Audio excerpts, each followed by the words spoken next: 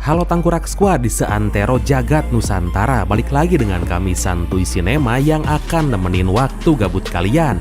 Gimana kabarnya? Semoga kalian dan keluarga selalu dalam kondisi terbaik ya. Amin.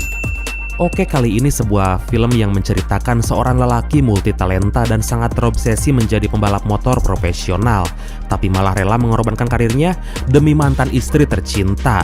Tentunya penuh dengan aksi epik yang semoga bisa menghibur menemani kita bertangkurak ria. Dan seperti biasa, 1, 2, 3, gas kuy! So, tanpa harus banyak cekah pamatuk, don't go anywhere. Jangan lupa ibadah sebelum nonton. Dan marilah kita simak alur cerita dari film Burnout.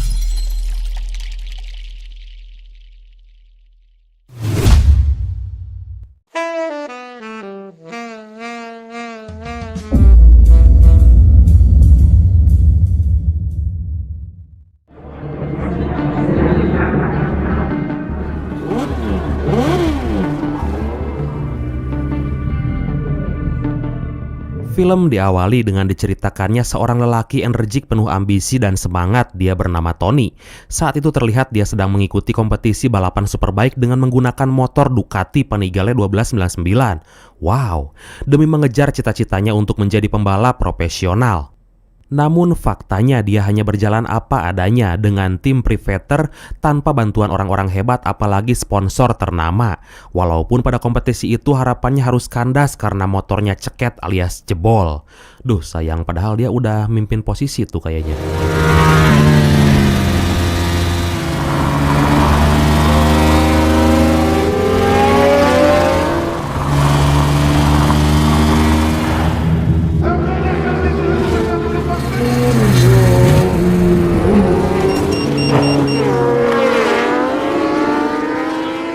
Hingga di akhir lomba dia dihampiri oleh seorang pimpinan tim Ducati bernama Mike Peterson.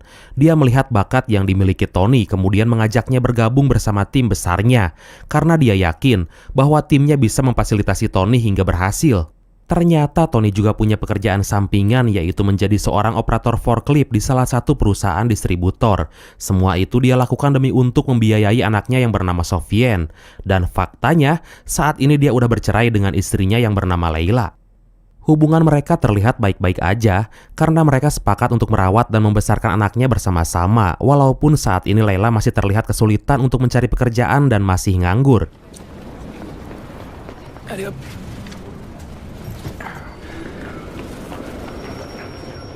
Tony terlahir dan dibesarkan di lingkungan yang sangat keras, hidup di lingkungan yang syarat dengan perkelahian sampai narkoboy. Sejak kecil dia udah terbiasa berteman dengan orang jahat, terlebih sampai saat ini. Dia masih sangat terlihat akrab dengan seseorang bernama Mosa, seorang pemimpin gangster jalanan yang udah menganggap Tony sebagai saudara sendiri. Singkat cerita, Tony menerima tawaran dari Mike untuk bergabung di tim Ducati. Dan Tony mulai bergabung dengan pembalap lain yang kali ini menggunakan motor Ducati Panigale 959 untuk terus berlatih demi target yang diberikan, yaitu bisa lolos ke ajang balapan profesional Superbike dan MotoGP.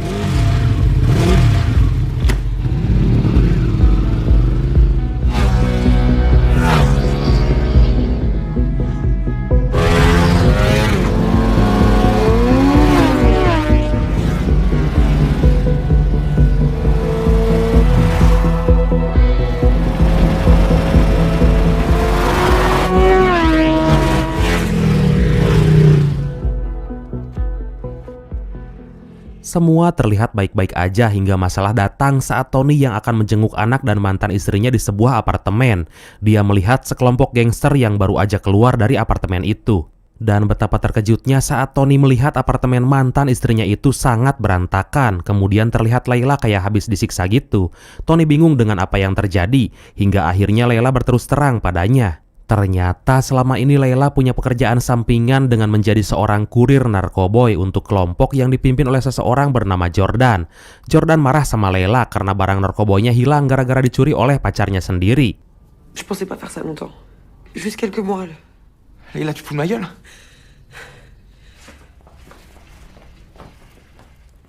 Dari sana Tony mengajak Leila dan anaknya mengungsi ke rumahnya untuk sementara waktu karena dia nggak ingin terjadi hal yang lebih berbahaya. Karena bagaimanapun juga, ternyata dia masih mencintai dan menyayangi mantan istrinya itu. Walaupun ya gitu deh. Tony mulai berpikir bagaimana cara menyelamatkan mantan istrinya dari ancaman bahaya gangster narkoboy itu. Kemudian dia berinisiatif untuk menemui sahabat kecilnya Mosa, si ketua gangster jalanan, dan menceritakan apa yang terjadi.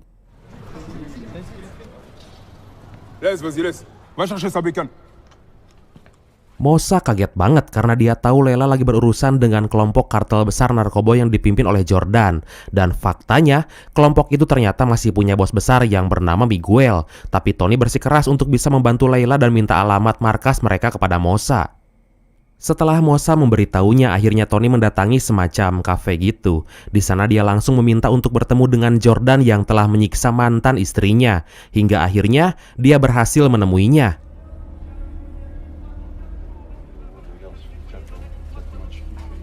Je voudrais parler à Jordan. Il n'y a pas de Jordan ici. Je vais prendre un café alors, s'il vous plaît. Dengan karakter yang sinis dan kejam, Jordan malah meminta Tony untuk mengganti kerugian barang narkoboy yang telah hilang dicuri itu. Karena kalau tidak, maka dia mengancam untuk membunuh mantan istrinya. Dan saat Tony akan pergi, di luar kafe dia bertemu dengan seseorang misterius yang ternyata dia adalah big boss kelompok tersebut yang bernama Miguel. Dia melihat motor Tony dan berpikir bahwa Tony menyukai balapan. Dan sepertinya dia punya rencana. Ah, que tu veux aider ta pote? Ah, je roule un peu, ouais. Jordan m'a dit qu'elle est très jolie. Écoutez, je vais bientôt passer pro là, en moto.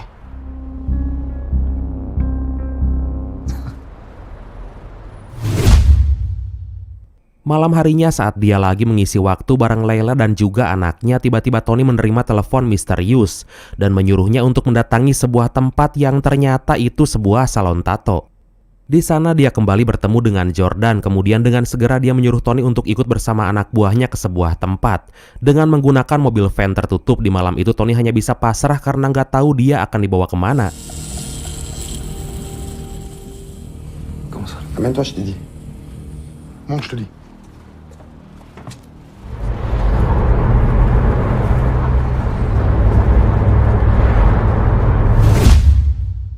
Singkat cerita, dia sampai ke sebuah tempat. Tony kemudian ditinggalkan di sebuah area parkir yang luas seorang diri.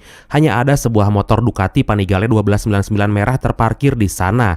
Hingga tiba-tiba datanglah seseorang pria bertopeng menghampirinya.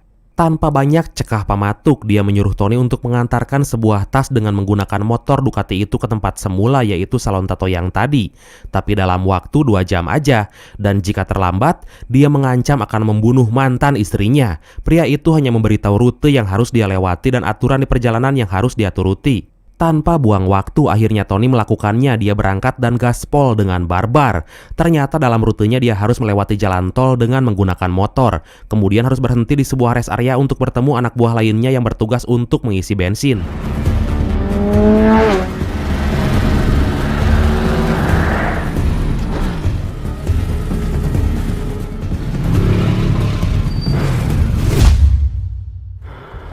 T'es en retard là! Qu'est-ce que t'as foutu? T'as soif? Ouais. C'est bon.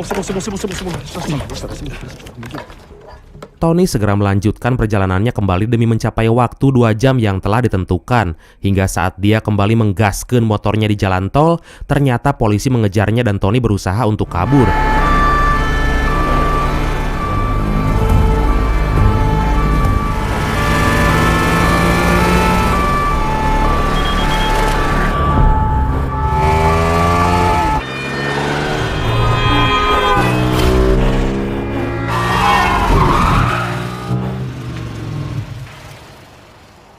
Akhirnya dia bisa bersembunyi dan lolos dari kejaran polisi itu, dan dia berhasil kembali ke tempat salon tato itu dengan tepat waktu.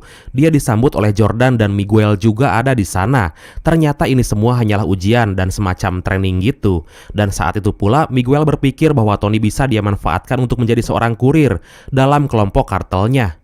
Kemudian dibuatlah persetujuan bahwa saat itu Tony akan dimanfaatkan untuk menjadi seorang kurir selama 2 bulan lamanya.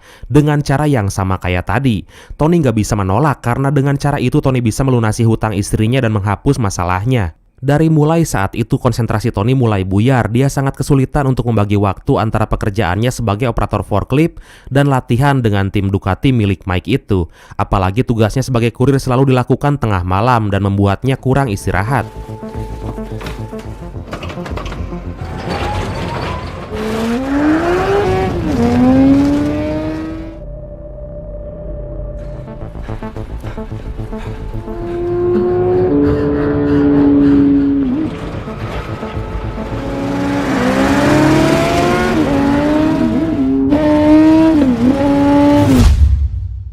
Minggu selanjutnya dia kembali disuruh untuk melakukan hal yang serupa. Dia mengambil paket di tempat yang sama untuk dibawa ke tempat yang sama pula. Dalam kondisi yang kelelahan, Miguel sempat memberikannya obat terlarang kepada Tony agar dia bisa mengatasi rasa lelahnya.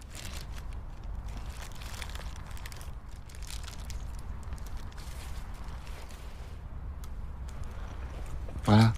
Alors déconne pas.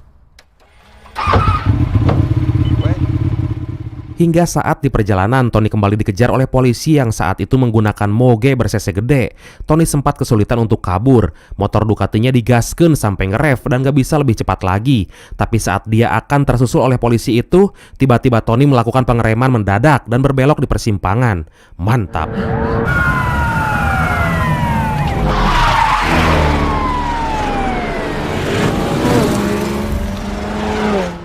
Setelah berhasil sampai, Tony mengeluhkan kejadian itu kepada Jordan dan dia ingin memakai dua motor dengan power yang lebih besar agar bisa mengantisipasi kejaran polisi.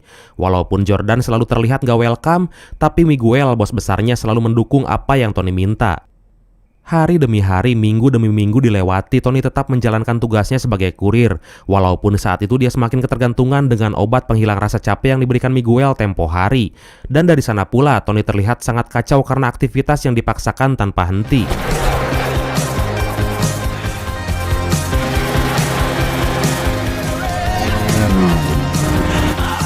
Kehidupannya kini telah terjebak dalam dunia hitam. Walaupun impiannya adalah menjadi seorang pembalap pro, tapi tuntutan pekerjaan itu menghalanginya. Dia harus siap berangkat kapanpun Jordan menghubungi dan menyuruhnya.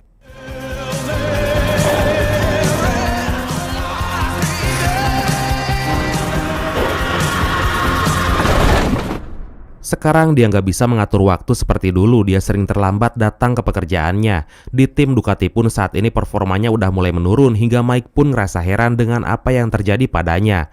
Padahal sebentar lagi akan dilakukan tes terakhir untuk kualifikasi pemilihan pembalap utama. Mais là, je te reconnais plus. Demain, c'est la dernière. Demain, c'est ta dernière chance. Hingga pada suatu malam, Tony kembali dihubungi oleh Jordan agar bisa menemuinya di sebuah bar milik Miguel untuk membicarakan sesuatu. Ternyata saat itu Miguel dan Jordan akan merencanakan sebuah transaksi dengan mafia lain yang dipimpin oleh seseorang yang bernama Farid.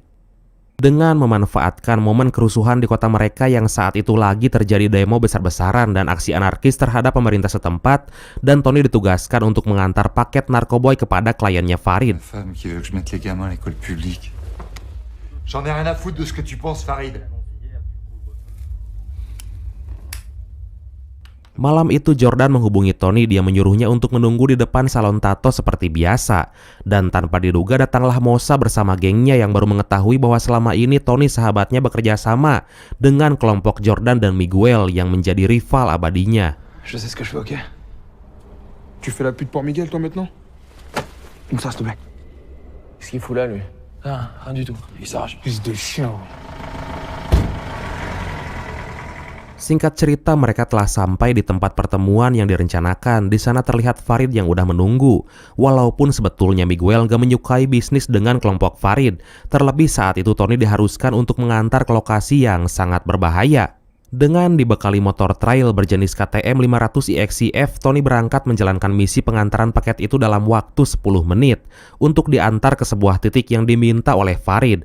Di tengah situasi huru-hara di kota itu, Tony berhasil melewatinya.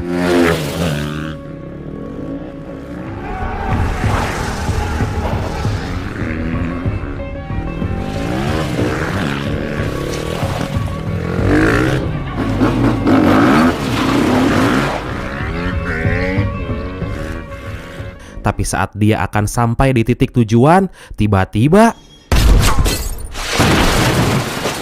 Tony malah diserang oleh klien Farid itu dan mengancam akan membunuhnya.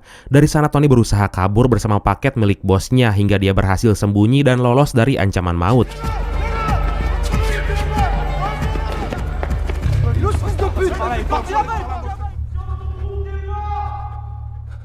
Kemudian dia menelepon Jordan dan ngasih tahu apa yang terjadi, bahwa saat itu dia dijebak dan diancam akan dibunuh oleh anak buah Farid. Kemudian Tony minta bantuan kepada kelompoknya untuk bisa meloloskan diri.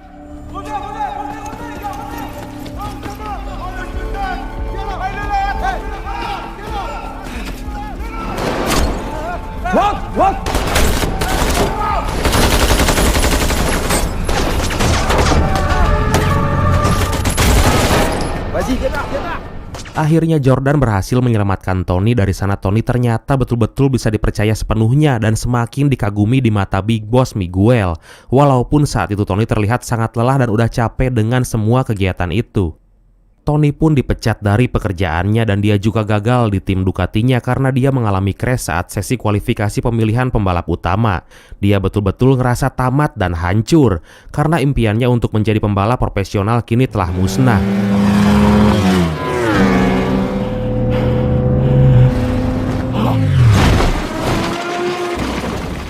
Dari sana Tony berjanji untuk berhenti menjadi kurir jika tugasnya telah selesai dalam waktu 2 bulan ini. Walaupun Miguel tetap membujuknya untuk meneruskan pekerjaannya sebagai kurir di kelompoknya, tapi Tony tetap bersikeras untuk berhenti setelah misi terakhir yang akan dilakukannya besok malam. Di siang harinya ternyata Layla baru menyadari bahwa selama ini Tony mantan suaminya rela berkorban menjadi kurir demi untuk menyelamatkannya.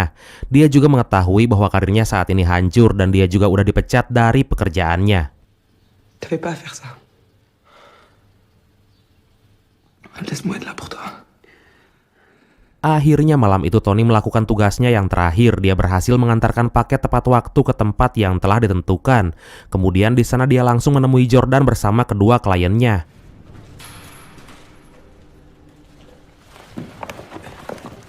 Vas-y, mec, toi. Setelah transaksi selesai, Tony mulai berpamitan kepada Jordan karena mulai saat ini dia akan berhenti dari pekerjaan terpaksanya itu. Tapi Jordan ternyata mengingkari janjinya. Dia tetap memaksa Tony untuk terus bekerja bersama kelompoknya dan malah mengancam akan membunuh Layla jika dia menolak. Hah, Bagong? Tu continues, d'accord? Casse-toi, man. Parce que sinon, je vois ta meuf et je la saigne. Je la saigne!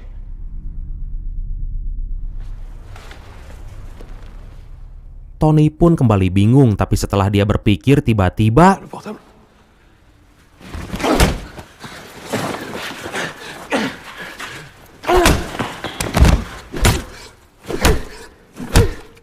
Tony berhasil membunuh Jordan yang emang menjadi dalang kehancuran hidupnya itu. Hakan si Jordan. Kemudian dia langsung menghubungi sahabatnya Mosa untuk membantunya dalam situasi ini. Ternyata Mosa juga sangat bingung akan kejadian tersebut karena ini merupakan masalah besar yang akan merembet kepada semua pihak. Terlebih jika Miguel tahu bahwa saat itu Tony membunuh anak buah kesayangannya si Jordan. Tapi Tony gak hilang akal. Dia menawarkan kesepakatan dengan kelompok Mosa untuk membantunya merebut kekuasaan dari kelompok Miguel. Dengan syarat dia harus membantunya untuk keluar dari masalah ini. Mosa pun setuju. Dia langsung menuruti rencana Tony untuk menghilangkan jejak kematian Jordan. Mereka menghilangkan semua dokumen Jordan di rumahnya seolah-olah Jordan kabur dan membawa uang transaksi malam itu. Keesokan harinya Miguel bersama kedua anak buahnya langsung mendatangi rumah Tony karena emang dia curiga kepada Tony setelah lost contact dengan Jordan. Tapi dengan cerdiknya, Tony mengarang cerita bahwa saat ini Jordan telah kabur dan berbelot untuk bergabung dengan kelompok Farid yang tempo hari mengkhianatinya. Pourquoi je comprends pas, c'est quoi le problème là? Il est où maintenant, Jordan? Qu'est-ce qui s'est passé hier soir? Comment ça? Et Jordan? Jordan, il est resté là-bas, Il est où? On bouge. Miguel langsung percaya, tapi dia tetap membawa Tony untuk ikut bersamanya. Walaupun saat itu pula, Mosa bersama gengnya telah bersiap-siap untuk menghabisi Miguel and the gang. Tapi di perjalanan, Mosa kehilangan jejak saat membuntutinya.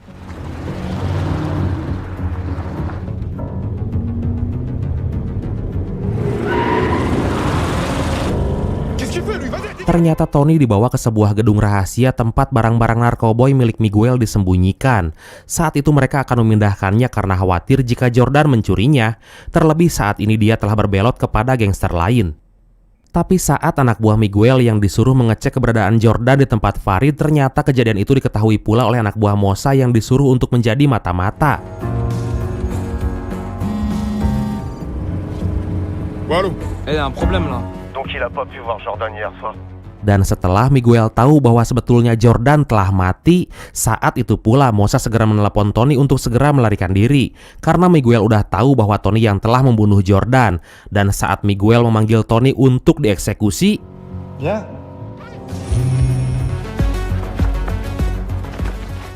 Tony berhasil kabur menggunakan motor curian itu. Tapi tanpa diduga, Di persimpangan itu dia mengalami tabrakan. Tony berhasil ditangkap oleh Miguel and the gang. Kemudian Tony dimasukkan ke dalam bagasi. Dengan kondisi sekarat karena tabrakan, di dalam bagasi itu Tony hanya bisa pasrah menunggu mati. Tapi tiba-tiba terdengar suara tembakan dan kemudian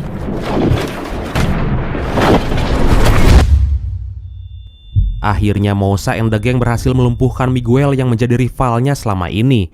Kemudian dengan segera, Moussa sahabat sejatinya itu menyelamatkan Tony yang udah sekarat. Wow, mantap.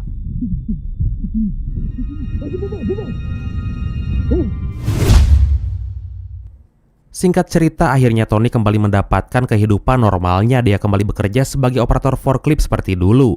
Kemudian Tony dan Layla rujuk kembali dan menjadi keluarga yang sakinah mawadah warohmah. Tapi pada suatu malam saat Tony menunggu Layla tidur, dia mengambil motor Ducati Diavel di garasinya. Saat dia melihat mobil polisi di lampu merah itu, dia kembali teringat dan kangen akan masa lalunya yang penuh aksi. Kemudian dia mencari gara-gara dengan polisi itu agar mengejarnya. Dan tiba-tiba